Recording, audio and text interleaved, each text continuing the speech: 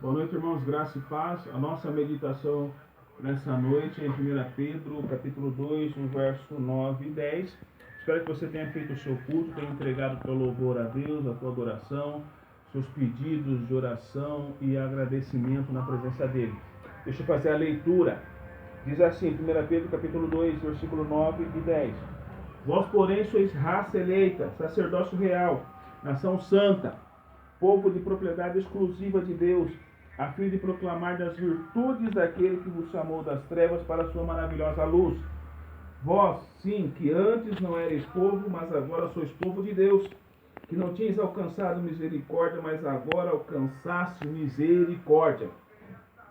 Eu tenho visto e lido e ouvido, sobre muitas pessoas que nesses dias de quarentena têm vivido ansiedade, estresse, e outros sentimentos, emoções ruins. As pessoas têm falado que estão entrando nessa crise que o mundo inteiro está vivendo e não estão conseguindo suportar, Estão pedindo calma, paciência, E isso deve nos levar a refletir, irmãos, sobre a nossa posição como cristão aqui nesse mundo.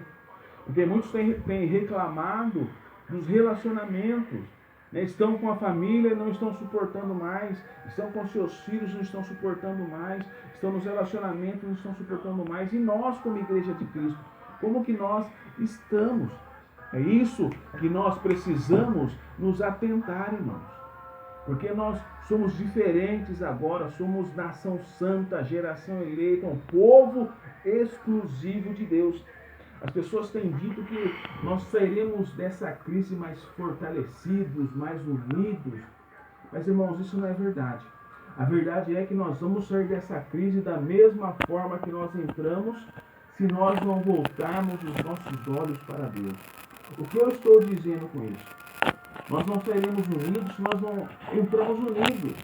Não sairemos fortes se nós não entramos fortes ou se nós não buscarmos a força onde verdadeiramente se encontra a verdadeira força. E é sobre isso que eu queria conversar com os irmãos essa noite. Porque nós precisamos manifestar nesse mundo aquilo que nós somos verdadeiramente em Deus. Precisamos mostrar nesse mundo a nossa nova identidade em Cristo. O que nos tornamos na pessoa de Jesus. Então, baseado nisso, eu quero, irmãos, dizer aos amados que eu acredito que a igreja verdadeira, ela entrou nessa crise como igreja e vai sair dessa crise como igreja do Deus vivo. E é por isso, então, que eu queria compartilhar com os irmãos que nós precisamos mostrar a nossa identidade, a nossa marca, aquilo que nos define, aquilo que nos faz diferente desse mundo. Eu estou falando de Jesus Cristo vivendo em nós. Ao invés das nossas atitudes serem nossas, as nossas atitudes precisam ser baseadas na pessoa de Jesus. Jesus faria assim, pensaria dessa forma, agiria desse jeito, teria esse sentimento, essa emoção. E eu estou sendo como Jesus. Então eu quero dizer para os irmãos, não é a crise que nos trará força, mas é a nossa confiança naquele que nos fortalece, como Paulo fala em Filipenses capítulo 4, 13. Posso todas as coisas naquele que me fortalece. O salmista vai falar também no Salmo 56 e no Salmo de número 9. Quando me vier o medo, eu vou confiar no Deus vivo, no Deus que é minha segurança. É Ele, irmãos, que vai nos trazer força, não é a crise. É por isso que você e eu precisamos confiar em Deus. Entenda também que não é a crise que vai nos trazer esperança. A crise tira a nossa esperança. Mas a nossa esperança está no Deus vivo. Estou falando de Jesus Cristo. Aquele que foi morto, mas vive para todo sempre. Ele é a nossa esperança. O salmista vai dizer isso no Salmo 9. No Êxodo capítulo 33, no versículo 16, Moisés, ele está conversando com Deus, ele fala: nós seremos conhecidos como seu povo se o Senhor estiver andando no meio de nós. Isso é que nos dá esperança, irmãos. Deus está na nossa vida. 1 Coríntios capítulo 9, 2 Coríntios capítulo 6, fala que nós somos templos do Deus vivo, habitação do Espírito de Deus. Essa é a nossa esperança, irmãos. É isso que vai fazer com que nós vivamos nessa crise confiados, alegres, porque Deus é a nossa esperança. Não é a força política, não é a força da oposição política, Mas a nossa esperança não está em homens, a nossa esperança é Deus. Acredite, meu querido, nós podemos fazer muito mais pela oração do que pela força política, porque a nossa esperança é Deus. Nós temos a promessa do perdão dos pecados quando nós errarmos. Nós temos a promessa da vida eterna. Nós temos a promessa de nunca perdermos a salvação, de nunca sermos abandonados nesse mundo, dele estar sempre conosco. Essa esperança precisa estar em nosso coração. Nós temos a promessa de quando nós cairmos, ele nos levanta e fortalece os nossos pés. Nós temos a promessa que nós vivemos praticando a palavra de Deus, seremos prudentes e nenhuma circunstância poderá abalar a nossa vida, porque a nossa vida está firmada na rocha, e essa rocha que não se abala. Não é a crise que traz esperança, a nossa esperança é Jesus. Quero dizer para você também que não é a crise que nos une. Umas pessoas têm dito por aí que a crise vai nos fazer mais unidos, não, irmãos. O que nos une é o amor de Deus que está derramado em nossos corações. É isso que nos une, irmãos. É esse amor que vem de Deus. A crise, ela acaba com a união. Que as pessoas começam a pensar em si mesmo, na sua própria necessidade, e se esquece do seu próximo, e se esquece daquele que tem necessidade. Mas quando o amor está em nossos corações, nós estamos unidos. Os irmãos podem ler 1 Coríntios capítulo 13, ou 1 Pedro também capítulo 1, versículo 14, que vai falar, irmãos, de estarmos juntos, transformados, unidos, irmãos. Isso é somente o amor de Deus que faz em nós. Porque a crise acaba, mas o amor jamais acaba. E quando nós falamos em amor, nós nos remetemos ao Evangelho de Mateus, onde Jesus fala que aquilo que nós queremos que os homens façam para nós, nós devemos fazer aos homens. Como Pedro fala que nós temos que fazer, que o amor deve ser o vínculo da perfeição, é o amor que deve nos unir. Como Jesus ensina, e Paulo vai refletir isso muito bem, que nós devemos fazer o bem a todos, sempre quando for possível. O amor é que nos leva a agir. Não é a crise que nos leva a fazer as obras, como nós falamos aqui. É o amor ao próximo. Então, o que nos une é o amor de Deus, e o que nos leva a fazer as boas obras é o amor ao próximo. Porque, como eu falei aqui, a crise vai passar. Passando a crise, vamos deixar de prestar assistência àqueles que mais precisam. Passando a crise, vamos deixar de ajudar o nosso próximo que está verdadeiramente em necessidade. O amor ao próximo também não acaba.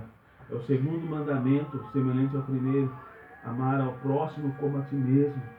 Ou seja, aquilo que eu acho que é necessário para mim, eu vou fazer ao meu próximo. Aquilo que é bom para mim, eu vou desejar e, se possível, vou fazer ao meu próximo. 1 Coríntios vai falar sobre isso, 1 Coríntios capítulo 13, sobre o amor. O amor, ele não pensa em si mesmo, mas ele pensa no outro. Evangelho de Mateus capítulo 7, versículo 12, quero que você leia e medite nesse versículo também, que fala sobre o amor ao próximo, como também Tiago capítulo 4, versículo 17. Não é a crise que nos leva a fazer as obras, é o amor ao próximo. E também o amor a Deus. Porque se nós amamos a Deus, como João vai nos falar nas suas cartas, nós vamos amar também ao nosso próximo. Então, o que nós estamos querendo compartilhar aqui, irmãos, que no meio da crise ou fora dela, nós precisamos viver aquilo que somos. Raça eleita, sacerdócio real, nação santa, povo de propriedade exclusiva de Deus, a fim de proclamar as virtudes daquele que nos chamou das trevas para a sua maravilhosa luz. Nós não somos o que somos porque as crises, as adversidades vêm sobre nós. Nós somos o que somos porque fomos transformados em Cristo. E é dessa forma que nós devemos viver, seja na crise ou seja fora da crise. Se você, como cristão, entrou nessa crise, nessa pandemia que está no mundo, com medo, desespero, confiado na posição política ou na oposição política, em alguns políticos, nos pensamentos do mundo, provavelmente você sairá dessa crise da mesma forma que você entrou, com medo, angustiado, depressivo, fracassado, confiando em homens e não em Deus. Mas se você voltar o seu coração para Deus e viver aquilo que você é em Cristo Jesus, você vai sair dessa crise como igreja viva e verdadeira. E se você entrou nessa crise, nessa adversidade como igreja, você vai passar por ela como igreja e vai sair dela como igreja. Porque a sua força não está na crise, a sua força é Cristo. A sua esperança não está na crise, a sua esperança é Cristo. Não é a crise que vai trazer união, porque é o amor de Deus que vai nos unir em torno dele, junto uns com os outros. Não é a crise que vai fazer com que nós amemos ao nosso próximo, mas é o nosso amor a Deus. Porque amando a Deus, como João diz, e dele temos esse mandamento: quem ama a Deus, ame também o seu próximo. Então é o nosso amor a Deus que vai fazer com que nós também amemos o nosso próximo e possamos ajudá-lo nos momentos de adversidade.